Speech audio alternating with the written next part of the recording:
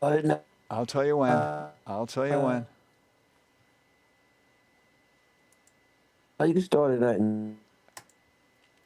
now. Okay, the pre-show has Yeah, started. yeah, and then you just let me know when we go on the air officially with the all right. Doing. I know you think something's wrong with your computer. That is actually a picture of me, your host tonight, the real host of the show, Jerome. All right, edutainment in the community, right report. I am still coming to you from the home of the future. Yeah, yeah, yeah, yeah.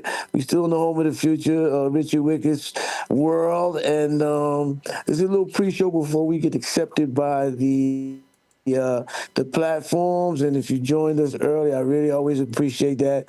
It's where we know people on the line. We sometimes never know who's there or if anybody's there. But I'm gonna tell you, man, in my if I delivered for the multitudes. So if you on, you gonna get it the right report and nothing but the right report. So help me God. Thanks for Okay, now joining. We got here we I'm go. Twitch yeah, has accepted yeah, the stream. Twitch has accepted you. We're about to go fully live. The show's about to kick off in earnest. So if you're YouTube has accepted the early, stream. buckle up. And We're about Facebook to has take accepted the stream. Are you ready to YouTube go has on the air? accepted the stream. We're about to go All right. Can you see the timer on the live. He's screen? gonna hit me Okay. with that on air. Okay, look at the timer. When the timer says on the That's air, the you're on the trifecta. air. We in there like swim with. Okay, are you ready? I am ready like Freddie. Put me on the Okay, watch the timer. air. You are on the air. I'm seeing the time at 3, 2. Good. And then you're gonna hit my cue up my thing, right? No, you're not able to play your audio when we do it this Yes. way. So you gotta just do Thank talking. you, Richard. Listen, hey, and we're via satellite tonight. Okay, so I won't be to show off like we normally do. I'm not in the studio. I am Philadelphia, Pennsylvania. Unfortunately, I had a family emergency, and I am in the VA hospital here in Philly, attending to my uncle. But I could not miss this opportunity, and he understands, and the family understands. I could not miss this opportunity to address the power, the people, you guys. So let me start off right. You won't get my two-pack opening about sparking the minds, but it is whether it comes on or not, the same emphasis is true. The goal is to spark the mind of those of you out there who can make change and encourage you to be the change that you want to see in this world. And change is going to come. This is the Wright Report. My name is Jerome R. Wright. This is the Wright Report, affectionately named Edutainment for the Community. We're coming to you from the home of the future, even though I'm via satellite. This is still from Think Twice Radio.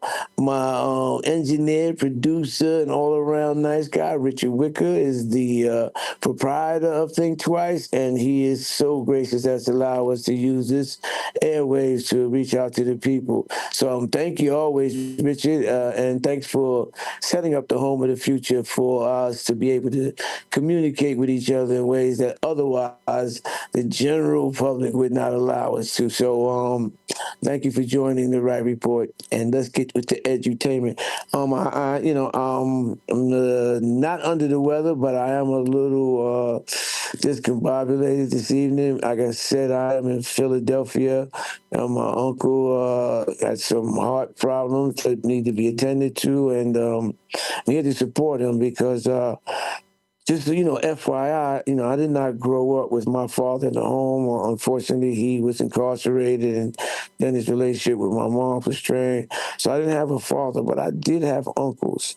uncles who stepped in the gap, men who chose to step up instead of step away and try to help guide my life, protect me, and provide me with all the things a young man needs to, to grow into manhood. And although I took a terrible track myself and made some horrendous choices, it wasn't because they directed me those ways. They always try to provide for me in the best ways possible. And my Uncle Thomas, is ill now, and we're here supporting him like he supported me. Just really quickly, I want to tell you how much it means to me to be here, and because when I was a young man, I got myself in trouble, and I was running from the law. He opened his heart and his home to me, and at the time, we didn't know each other, very closely. He lived in New Jersey, and I lived in New York with my mother. But that's my mother's brothers, and they were still close. And I knew him. We had been functioning together. But when I got in trouble and needed to get out of the city, and my mother asked him to let me come down there without hesitation, without forethought or afterthought, he said, send him down. And people might say, "Oh, that's what family do. It's a good decision," but you don't know the background. The background is that my uncle had two young children, a 10-year-old and a 5-year-old that he was rearing in Jersey, and he invited me into that home with those young children at those impressionable ages, and accepted me like basically like his son rather than a nephew, and it spared my life. It spared me some incarceration at the time, and it helped me build a foundation that I'm able to lean on now. With finishing high school, I got my GED. My GED. I graduated from in New Jersey high school. I got scholarship offers. I played sports.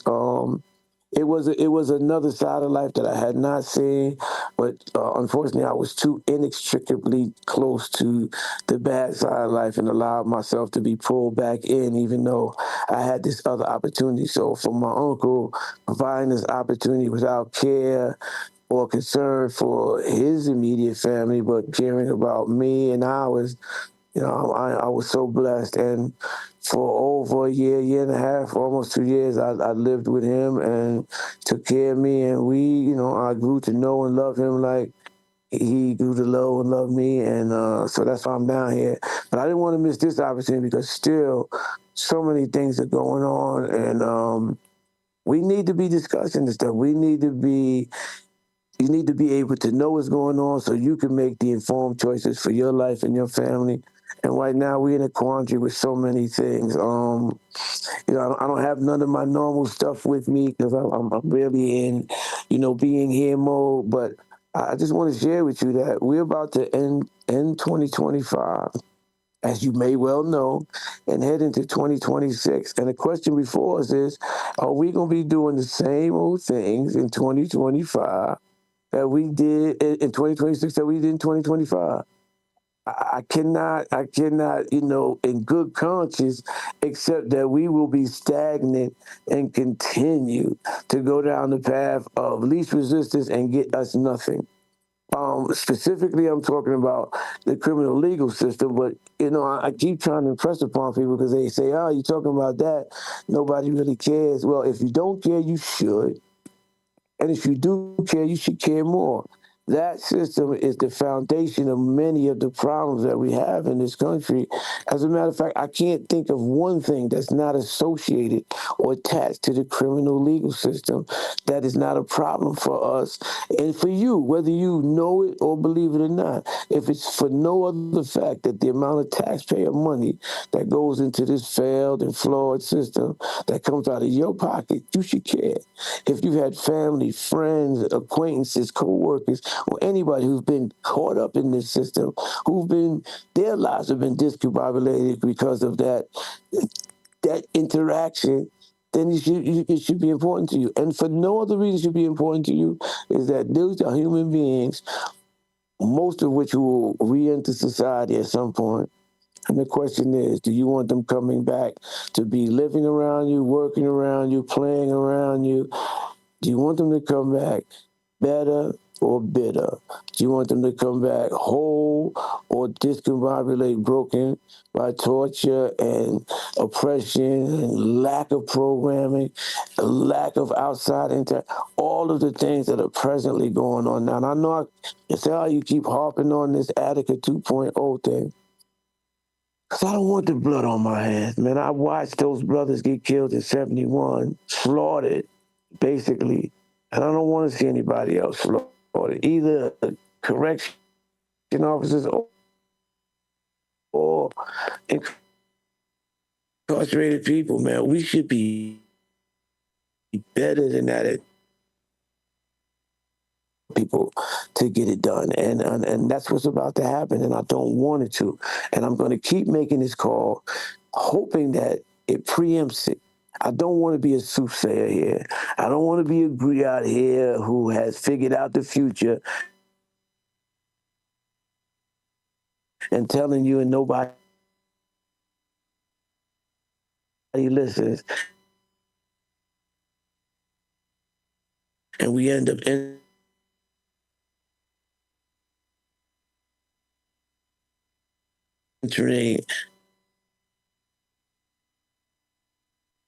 that tragedy. So I'm like, not gonna, begging is not gonna make you do that. But out of love, that's gonna be the time we know this is going on, so this and that and other. Why wait till then? Why are we waiting to the last minute to do the things that, to be involved with things that can impact us in any time? You know, it's sort of like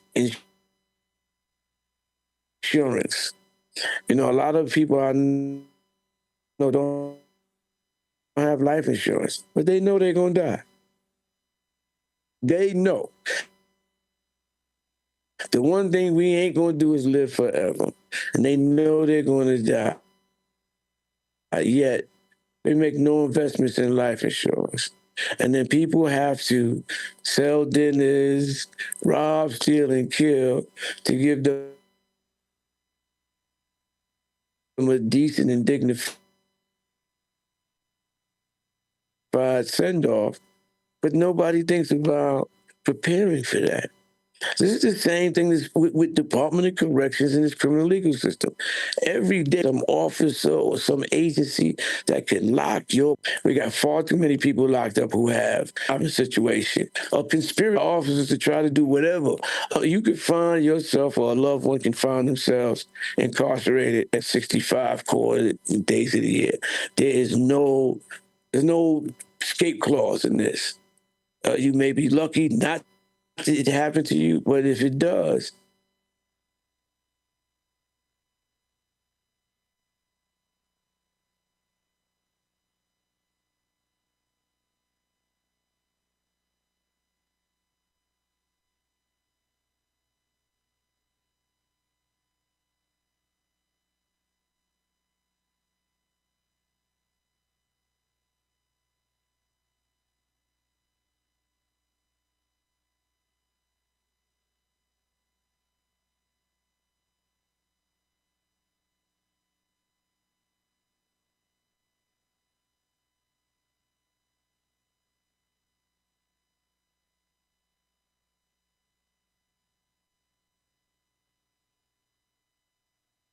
I am in the hospital, so you know, any of you have any time in the hospital know that the reception is horrendous. And you know, not that they purposely do that. I'm sure it's all the equipment, all of the interest. But I don't know if I'm back on the air, if you guys can hear me. So if anybody's listening, throw something up there saying you hear me if you're listening. Just say hi, bye, anything. As I know that we lost contact for a minute.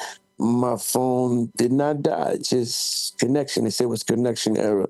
But while I'm waiting for somebody to see if I'm still on and you can hear me and reach out, I know this is what we got a week or so, a half or so before Christmas and New Year's and holidays and all this, and everybody's out shopping and playing Christmas music and reminisce and getting ready for the holidays to be in full bloom and the new year to come.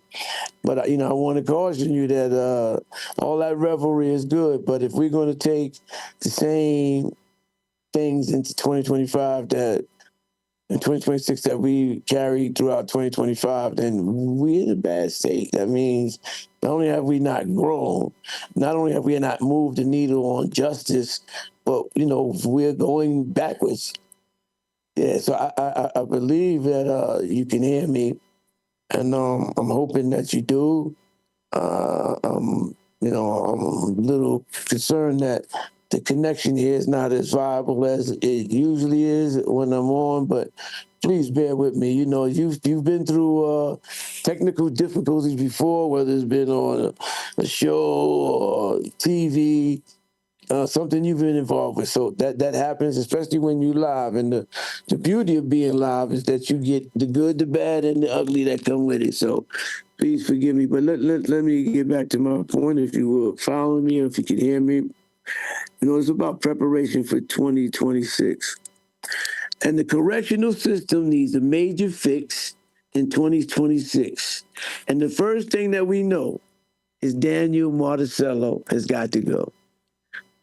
The commissioner of the Department of Correction, who has been complicit in violating the law by breaking it and not implementing HALT, who's allowed countless numbers of deaths, who's been a serial killer this year, 119, 120 some odd deaths in the department, many of which under suspicious situations. We're just a few days away from the 1-year anniversary of the lynching and murder of Robert Brooks, and a couple of months after that, the beating and death of Josiah Antwi. We just find out that somebody else was unresponsive in their cell the other day, and Bernard Lynch was also found unresponsive in his cell. And we had 12 people die during this illegal strike, and nobody's been held accountable. 12 people.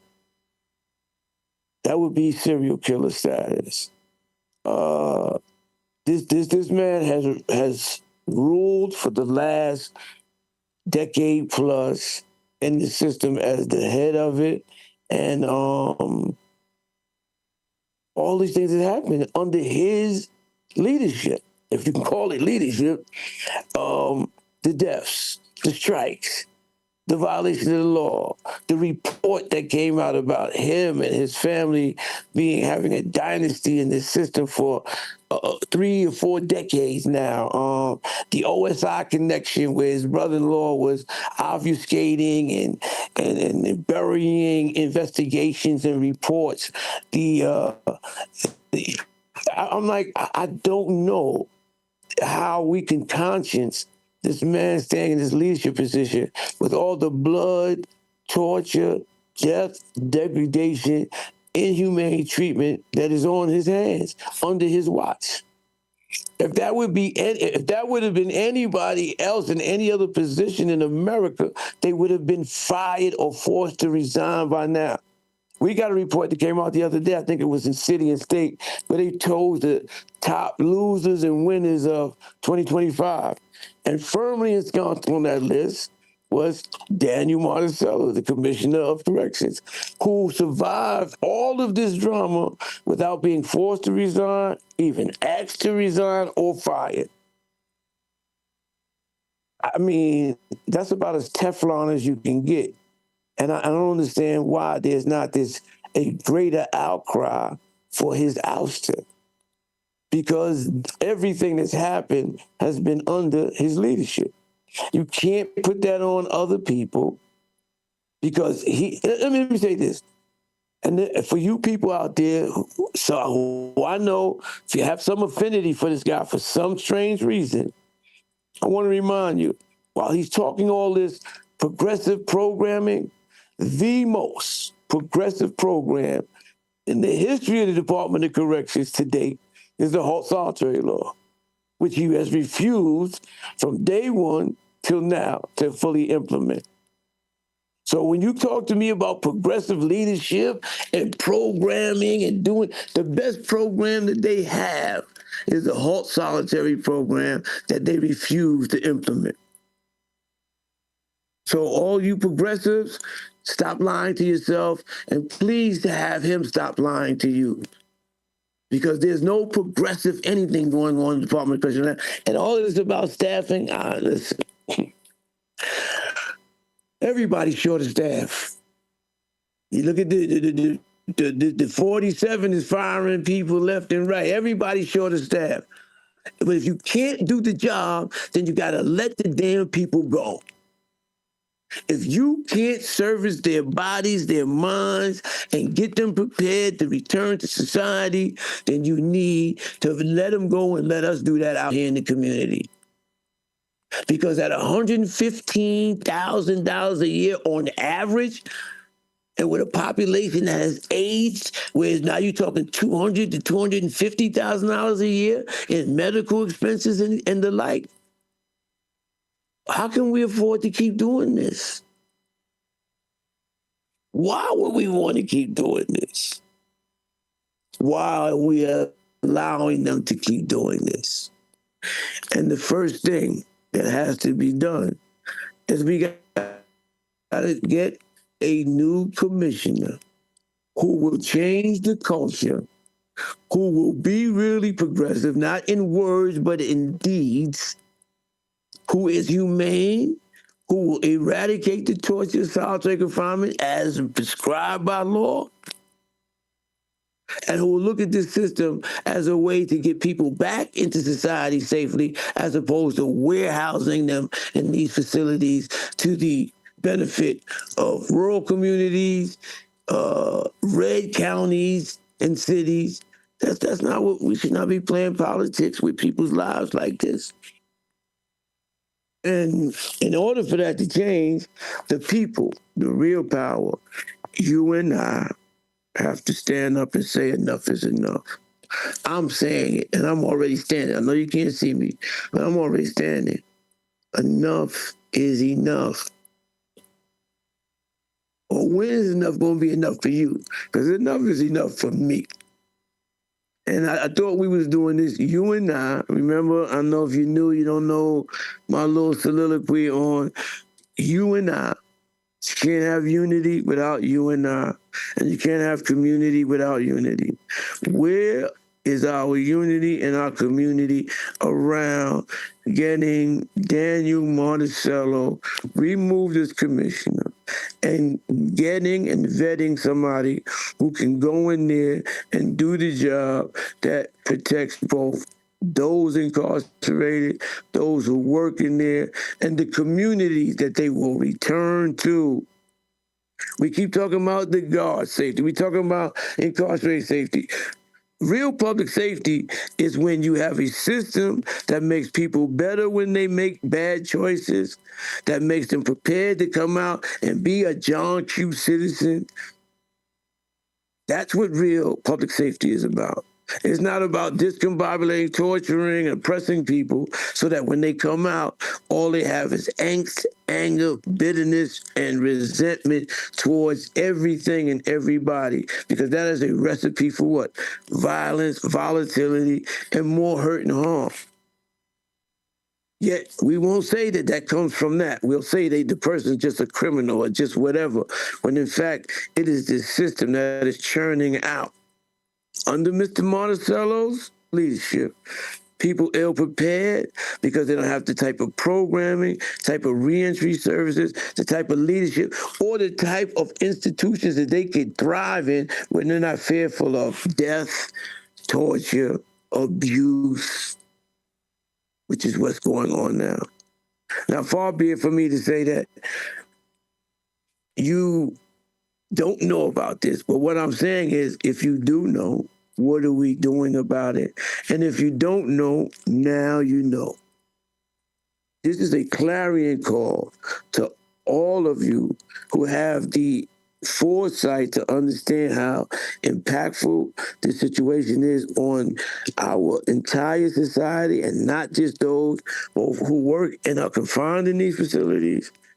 But that trickle effect of people coming back into society ill-prepared, angry, and with no money, poverty-stricken, with anger issues, having had no treatment, no therapy, nothing but a 6x9 cell, that is a recipe for disaster. When we gonna change that recipe? Only when you and I, as I've been saying, decide to stand up and say, enough is enough. That change has to happen. And when change happens, it needs to start at the top. Now, many people are calling for the head of Kathy Hochul, and I will count myself among them. But in this particular instance, Kathy Hochul ain't the problem. The only problem Kathy Hochul is that she continues to support this guy and has not fired him. Other than that, this guy thinks he runs that department like his own fiefdom, irrespective of respecting the law or human dignity, and that is unconscionable. It has been for a while, but when you start killing people indiscriminately on video, when you start covering up assaults and murders, when you start being complicit in people's demise because you don't provide them with the type of treatment they need for substance abuse, alcohol and substance abuse, you don't provide them with the therapy they need to deal with anger issues, with trauma-informed, you don't give them trauma-informed care, we don't provide educational opportunities, we don't provide pro-social programming that everybody and their mother know. It's the only thing that leads to positive and constructive change. When you don't do any of these things, you don't need to be leading a system that is supposed to be doing all of those things. Let me repeat that. When you're doing none of the things that contribute to justice, healing, redemption, and success, then you shouldn't be doing anything in that field. And that's why Daniel Monticello has got to go. That's why I'm asking you to join us in this campaign to have him removed and to find and vet a person who will approach this job in a way that is humane, that provides people with reentry services as opposed to just entering the prison services, that provides a nexus between treatment. Because let me tell you something. Those facilities are filled primarily with people with substance abuse and alcohol issues and mental health concerns. Neither class needs jail or prison. Both of them need treatment and therapy, the kind of which you will never, ever find in a correctional setting. If we diverted people right now from prison to the respective areas they need to be helped in, as like substance abuse, anger management, and those things like that, you wouldn't have a so-called staffing problem. And one of the ways to remedy a staffing problem is to release people who should have been released already. And that's when we get into things like the parole bills, elder and family parole. When we get into community, not cases, things about changing sentencing structure. I mean, the last time we changed the sentence structure in this country, in this state anyway, was when the repeal of the Rockefeller drug laws. And there's not anybody who has said that that was a mistake. It was a mistake that it took that long to get it done. But the people who were under that are not the ones coming out and back and forth, and not the ones even committing crimes to this day. It was a successful change in the law that remediated people's life sentences, that gave people hope, that provided people with an understanding that because you were dealing in drugs or using drugs, that you're not the worst thing on this planet. And now we're getting back to that. Punishing people for life choices that some of them didn't even make knowingly and willingly. Punishing them for generational curses and problems. as opposed to giving them the help to not succumb to those things, or once succumb, come out of them. This ain't rocket scientist stuff, man. I mean, like, I am no genius by no stretch of anybody's imagination. But you can't tell me what I'm saying is not truth and facts. And I don't have a PhD to stand on. But I got some common sense and some knowledge of living a life that says exactly what I'm telling you. If people get the treatment, therapy, and help that they need, they succeed, and we all succeed. When people get discombobulated by torture, racism, oppression, violence, then it gets what it begets. It comes back just like that. So while we got a 47 president who ascribes criminality to people based on race and gender per se, we all know that there is no prescription for crime other than poverty. And when you get people to think right and help them to make good choices, they come out of poverty. And they don't need to commit crime. They don't want to commit crime. They don't even see crime. But that sounds too much like Wright, the Wright Report. Remember, when you think twice, you think right. Wright Report, edutainment for the community. We couldn't have any call-ins this evening because when you're doing it via satellite like this, I am actually using part of the service that would allow you to call in. And so you don't have any call-ins, but if you have any questions, any comments, you can always put them in the chat there. And I will be glad to respond if possible. And I still would like to know if I'm being heard loud and clear out there, because we've had a couple of interruptions based on the connectivity and the hospital that I'm in. But we got to start thinking about that will contribute to changing some of the old things that we all know are not working for us, not working the way they should be working. Unify around some really core part. I promise to continue to bring up some of the issues that we're hoping you will be able to unify around, and giving you the availability to be involved in those campaigns and in those issues. So, but we got to get off. We got to get in this thing. I know I'm preaching to some of y'all, and some of y'all ain't trying to hear it, but we got to do something. We can't. As if never done it. And what we've never had is the type of unity that we need around the type of issues that impact us most to get something changed about it. And that time is now. We're not looking for a quick fix in 26, but we're looking for a change to come in ways that will benefit us as a community, as a society at large. And those things don't happen if we don't talk about them together, we don't work through any of our differences, and we don't stand unified under whatever banner that we decide is most important and takes priority. I have a list of things that we've been talking about in the advocacy community, some of which I will share with you that you can get involved in. But I really don't care what you get involved in. I'm with Halt, would love you with Halt. But if you chose to go to Communities Not Cages or the parole issues, that would suit me just fine. But it's time to do something. If people once say, oh, you're a motivational speaker, you should be doing this. Well, if I'm a motivational speaker, you know what that means? I should be motivating you to do something.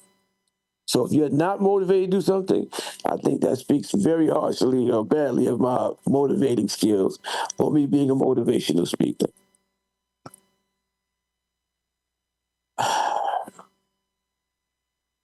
We can do better. We should do better. But until we decide that we're going to do better together, it's not going to work, man.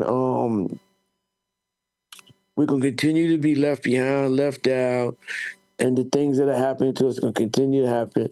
And when you have people like 47 in the White House, those things get exacerbated because he sets a tone that makes them seem palatable and all right to do.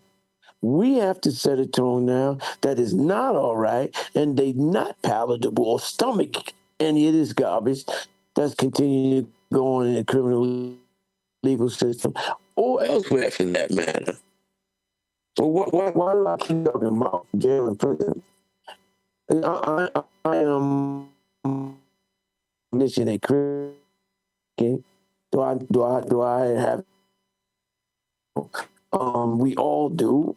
And for people say I don't believe in God, that's cool. I'm not knocking you. I'm not here to judge or convert anybody. But I'm here to tell you about the things that you do believe in that you don't even know about. Somebody right now sitting in a chair that they never tested before they plopped their big behind it.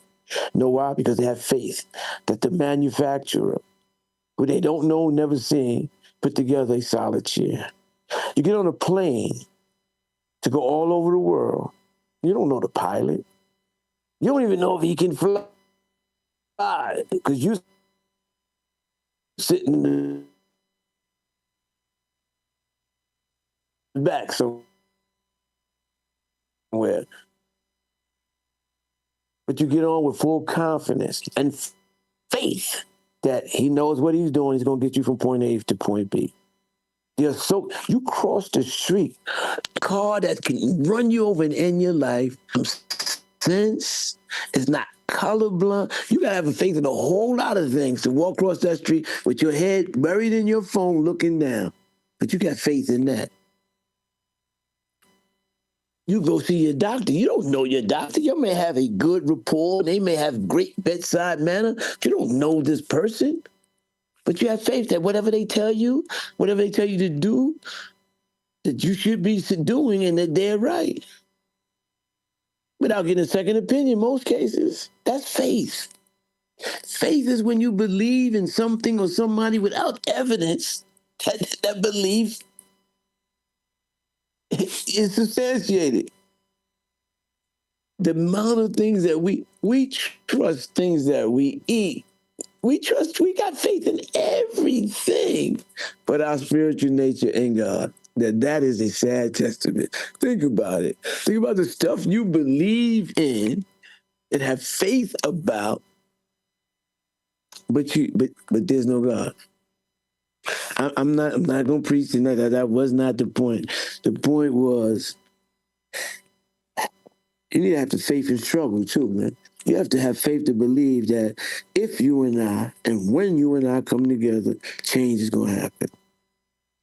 That faith did not be born of just blind faith. It'd be faith born of the fact that history tells us that when we divided, we get conquered, and united, we stand. It's not just a cliche or aphorism. That is one of the many facts of life, and we live it without even understanding its intrinsic comparison to everything else. I had a hard time. That's why I understand and take great pains to be, clear and concise with what I'm saying about God and all that. I'm not talking necessarily about religion. I'm talking about we ascribe to the notion that there's a mind, body, and soul. What is the soul? We talk about you got to be mentally, physically, and spiritually fit to be really a good human being. What's spirituality? These are the things that when you talk about God, he's intricately wrapped up in them. And if you don't even visit that side of, man is a threefold creature, like he said, mental, physical, and spiritual. And most of us are so off kilter because we only reside on one or two of those planes. And very rarely do we cover all three of them. And the one we least cover is spirituality, is faith, is God. See God work in my life that is indisputable to me, that is a fact. Now, all the lies of between the St. James, King James Bible, and the whitening, blue-eyed, and blonde hair of supposition that's of birth. When we know a lot of this stuff is around pagan holidays and issues, but that notwithstanding, does not discount the authenticity and the truth that there is somebody, God, who still put all of this together. It didn't just happen. As a matter of fact, my personal belief is nothing in life just happens. But that's me. But be that as it may, I'm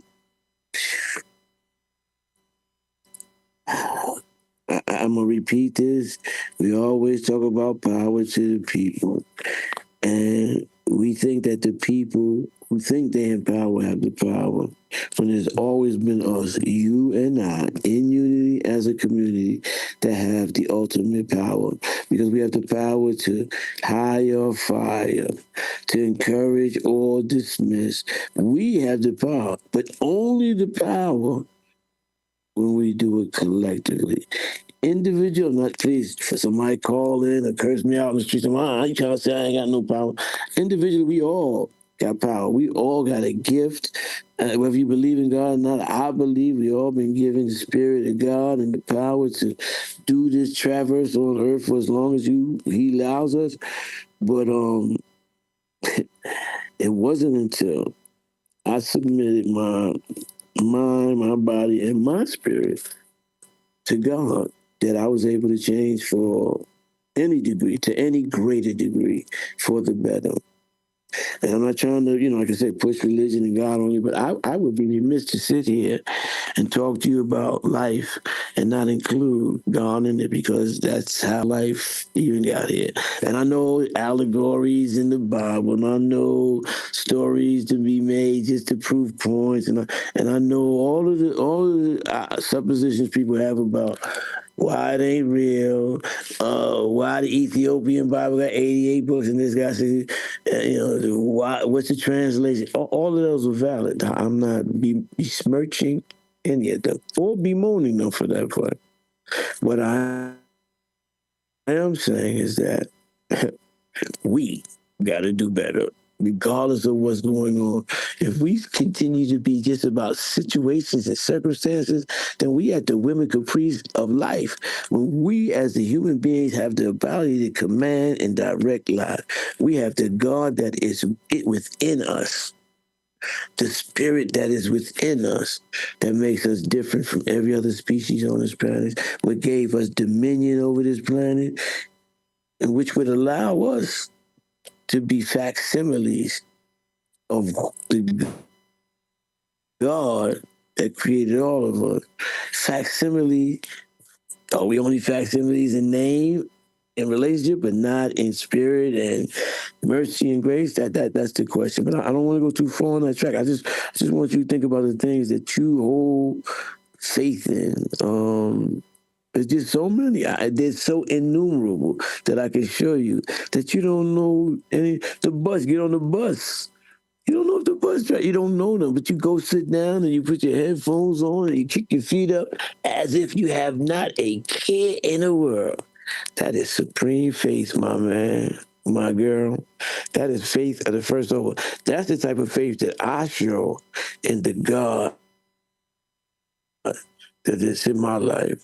That I believe in Him, what He can do, what He said, and I don't need the receipt at the moment to prove it.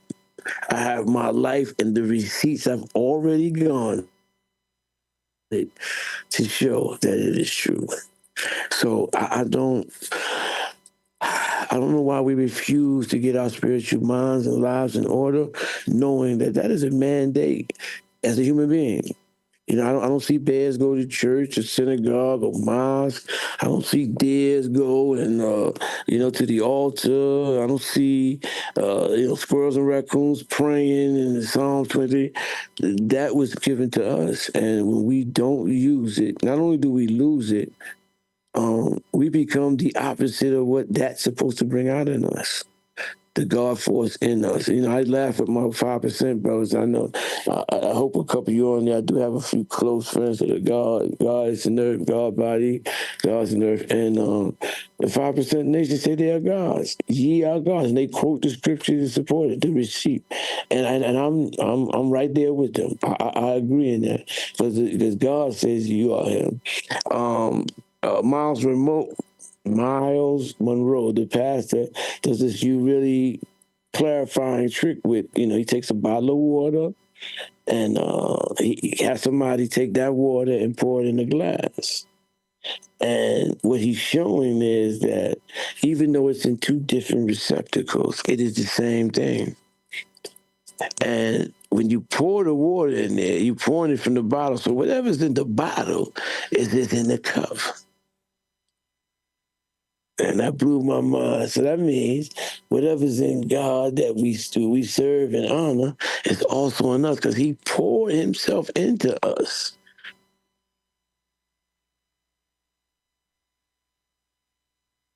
And poured us deeply into us with His Holy Spirit, that's for sure. But He's poured Himself into us in every way. And so we are the children of God, the sons and daughters of God. And if we are the Father and the Son, the Father and the daughter are one. And it's no different. And then we look at it and say, oh, that's crazy. It's in the natural, as above, so below, as is in heaven, so it is on earth. That's it. As it is in heaven, so it is on earth. The duality of the life that has been given us as humans and as spiritual offspring. Yet we often focus on things that have nothing to do with our spiritual growth and development and wonder why we are stagnated in this Sisyphus syndrome of life. Now, I like to drop this. Is a little edutainment for the night. Sisyphus. Because we're going to be out of here in a minute, and I'm sure they'll kick me out of the hospital soon. Sisyphus is a Greek mythological situation where the guy Sisyphus was condemned to roll a boulder up a steep incline.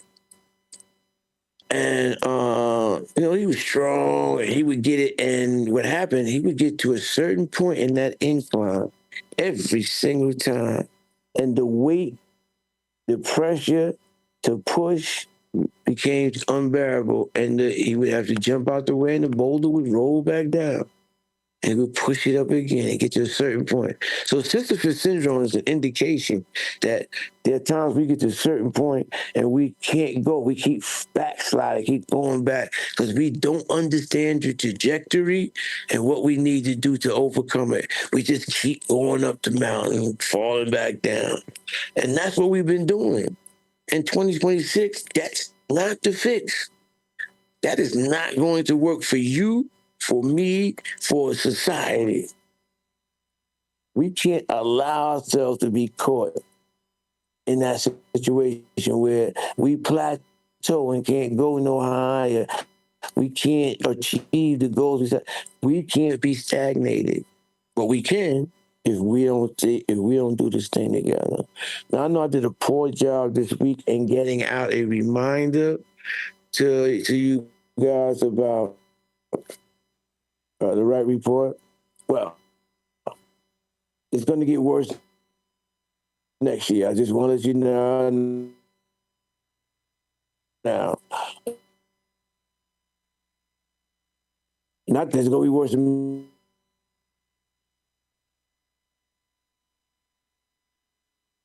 me reminding you, but I tried to keep it on want, the same.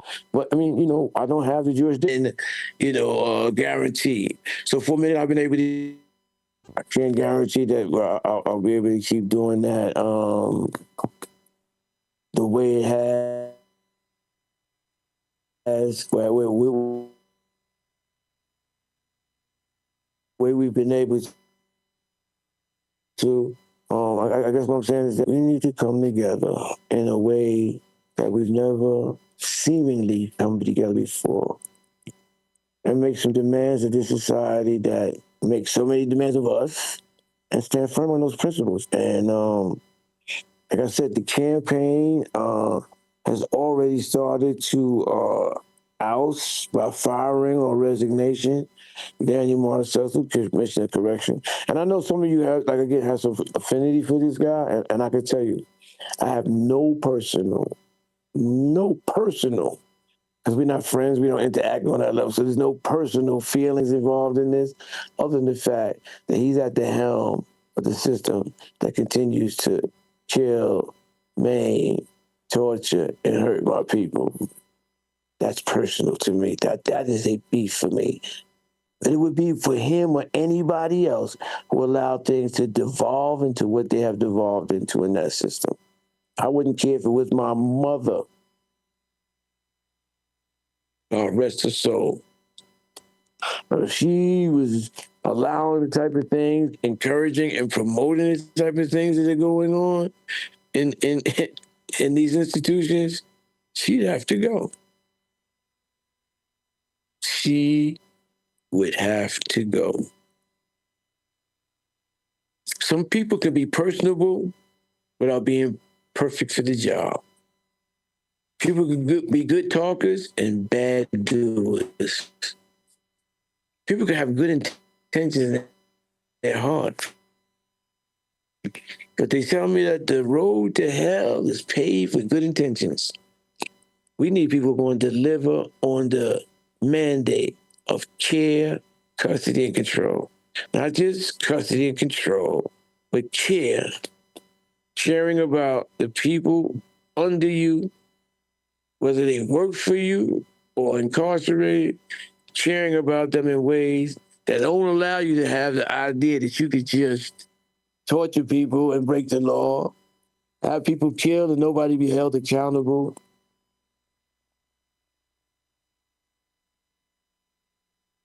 Sorry for that. That was a plane flying by, I guess. Let me tell you something about the lack of accountability here.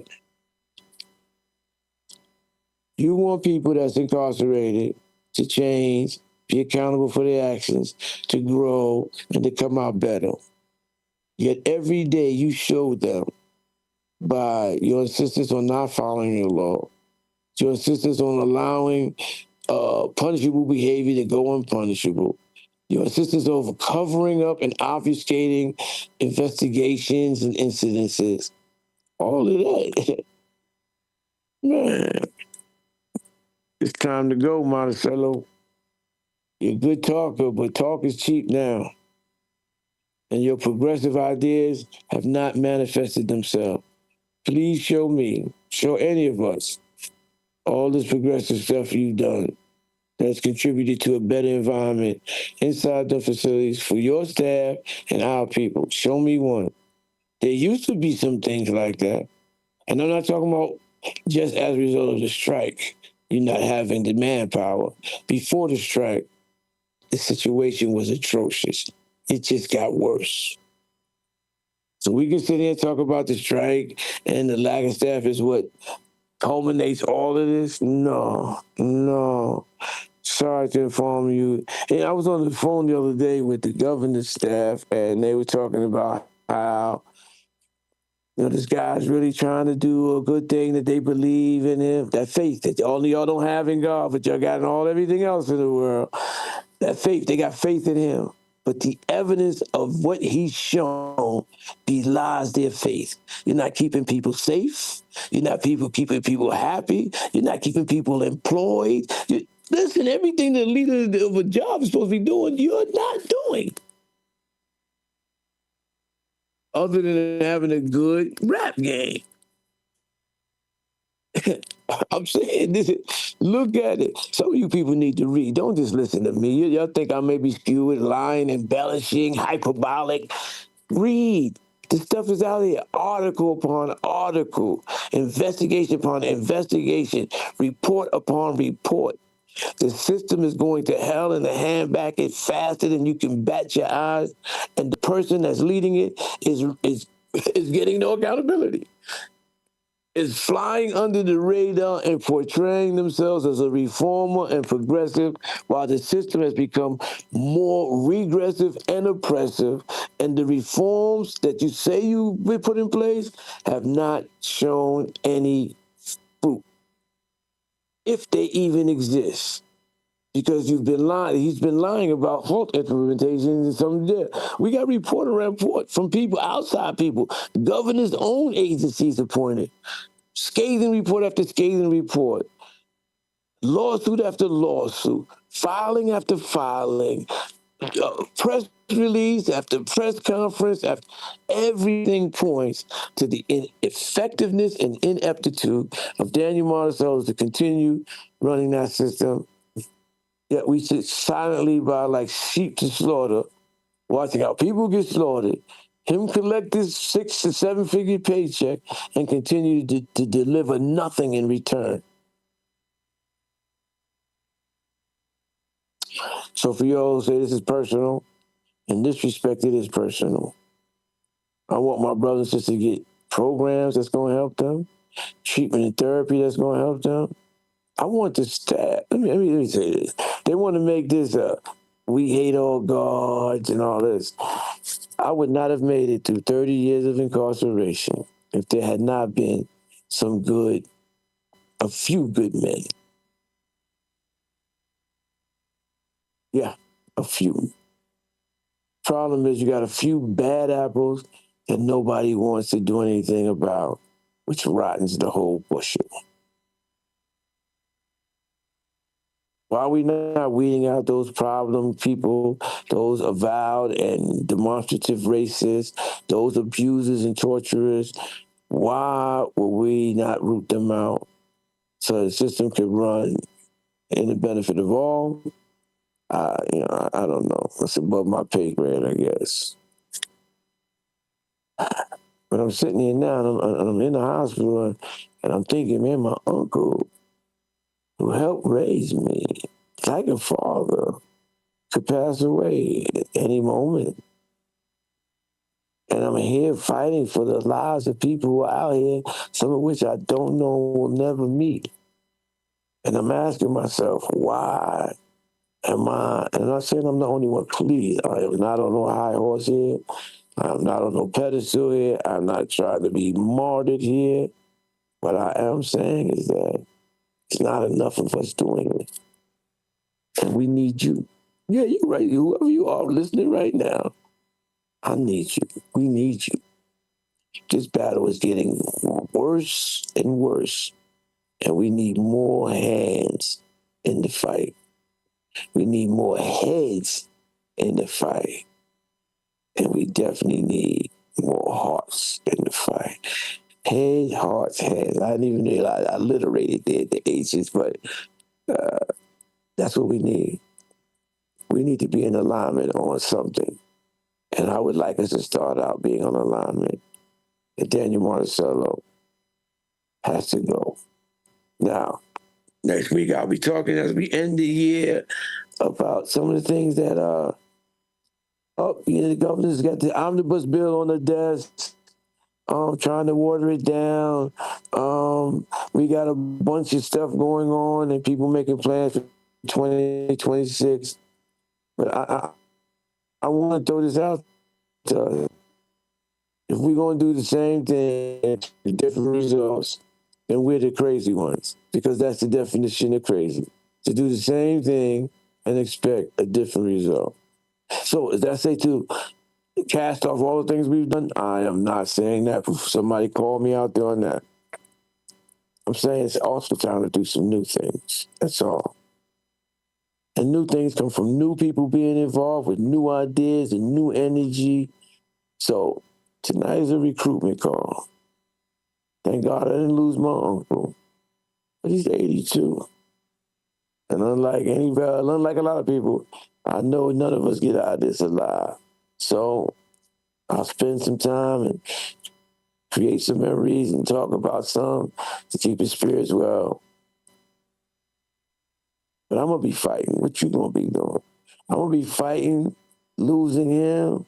I'm also fighting for losing any other soul in that system. Oh, I was getting at this whole us against them. We're not against them. We're against what anybody wrong, whether it's them or us. And right now, they're doing too much wrong. And so that's what it's about.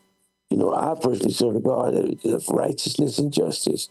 And if I understand and believe in him, then that's what I should be fighting for, righteousness and justice. And what we asking you for is to join us in this fight for righteousness and justice. This is, you know, even though racism going on, this is not a black and white thing. Even though poverty going on, this is not have and have not thing. This is a human rights crisis.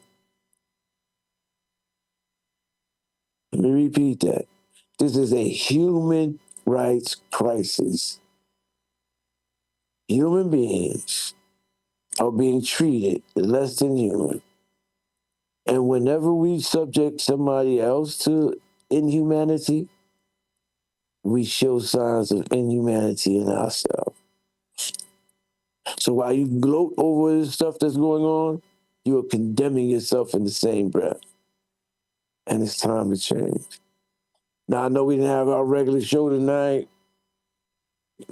Did a little rant. Thank you. Actually, next month in January, it won't be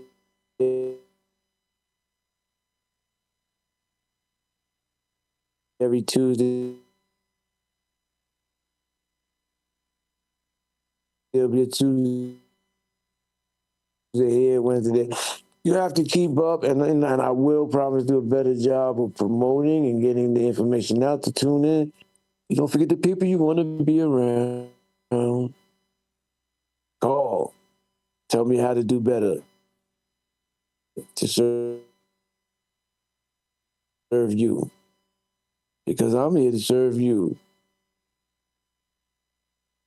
to serve us, serve the community, and to serve the Lord of righteousness